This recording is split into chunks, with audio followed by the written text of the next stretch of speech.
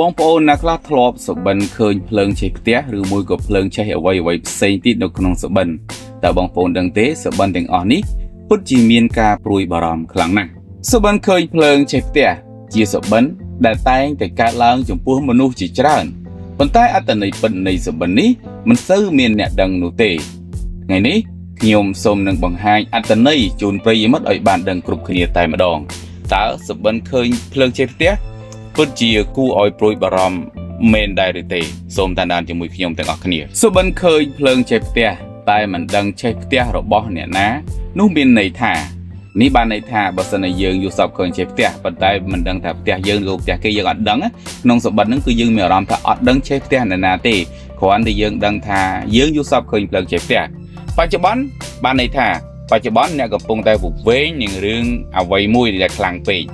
ដែលអាចជះឥទ្ធិពលអវិជ្ជមានដល់សមាជិកគ្រួសារឬទំនាក់ទំនងជាមួយនឹងអ្នកផ្ទះរបស់អ្នកបែបនេះហើយទើបតាមក្បួនតម្រា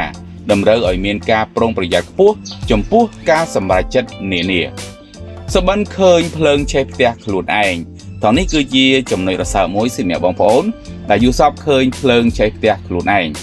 ជាសញ្ញាអំពីការព្រួយបារម្ភបំណុលការជួសជុលផ្ទះ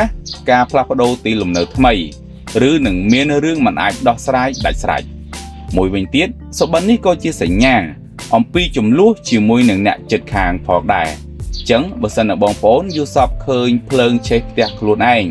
គួរតែមានការប្រុងប្រយ័ត្នសម្ដីជាមួយនឹងញាតិជុំវិញផ្ទះញាតិជុំវិញខ្លួនឲ្យបានខ្ពស់បំផុតជៀសវាងការមានវិវាទជាមួយនឹងសាច់ញាតិបងប្អូនយើងផងដែរមួយវិញទៀតប្រសិនបើបងប្អូនយល់សប្តិឃើញភ្លើងឆេះផ្ទះអ្នកដទៃមានន័យថាអ្វីដែលអ្នកកំពុងតែចង់ធ្វើឬបំណងប្រាថ្នារបស់អ្នកនឹងអាចដើរយឺតយ៉ាវខ្លាំងណាស់អញ្ចឹងគឺមាន3ដំណាក់កាលទី1គឺយល់សប្តិឃើញភ្លើងឆេះផ្ទះប៉ុន្តែយើងមិនដឹងឆេះផ្ទះអ្នកណាទី2គឺឆេះផ្ទះខ្លួនឯងទី3គឺឆេះផ្ទះអ្នកដទៃអញ្ចឹងគឺដំណើរការនៃការធ្វើអ្វីមួយគឺវាមានភាពយឺតយ៉ាវយ៉ាងខ្លាំងយ៉ាងណាមិញបើសិនសុបិនឃើញភ្លើងឆេះផ្ទះរបស់សាច់ញាតិអត្តន័យបែរជាល្អវិញសុបិននេះទស្សទាយថាអ្នកនឹងជួបសាច់ញាតិដែលខានជួបគ្នាយូរណាស់មកហើយឬជួបបងប្អូនដែលឃ្លាតឆ្ងាយពីគ្នាយូរណាស់មកហើយអញ្ចឹងបើសិនណាយើងយល់សប្តិឃើញភ្លើងឆេះផ្ទះសាច់ញាតិរបស់យើងដូចជាបងប្អូនជីដូនមួយឬក៏ពុះមួយអីហ្នឹងបាទវាជាការល្អវិញទេយើងនឹងបានជួបជុំសាច់ញាតិដែលយើងបែកគ្នាយូរណាស់មកហើយហ្នឹងគឺបានជួបគ្នាវិញបាទចំណែកសុបិនឃើញភ្លើងឆេះផ្ទះឪពុកម្ដាយរបស់ខ្លួនឯងបកស្រាយថាអ្នកនឹងជួបជាមួយនឹងអ្នកជិតខាងល្អឬបានជួបមនុស្សដែលធ្លាប់បែកគ្នាយូរណាស់មកហើយមិនតែប៉ុណ្ណោះអ្នកទំនងទទួលបានឋានន្តរស័ក្តិនិងតំណែងថ្មីក្នុងការងារទៀតផងអញ្ចឹងត្រង់នេះពិតជាចម្លែកដែរបងប្អូនបើសិនជាយើងយល់សប្តិឃើញភ្លើងឆេះផ្ទះឪពុកម្ដាយយើងនឹងបានជួបសាច់ញាតិដែលយើងបានបែកគ្នា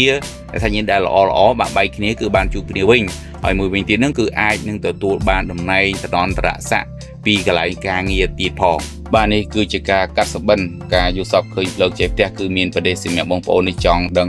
ពីការកាត់សុបិនអីផ្សេងៗទៀតអាចខមមិនកឹងកងវីដេអូបានចាំជួបគ្នានៅវីដេអូក្រោយអរគុណជម្រាបលា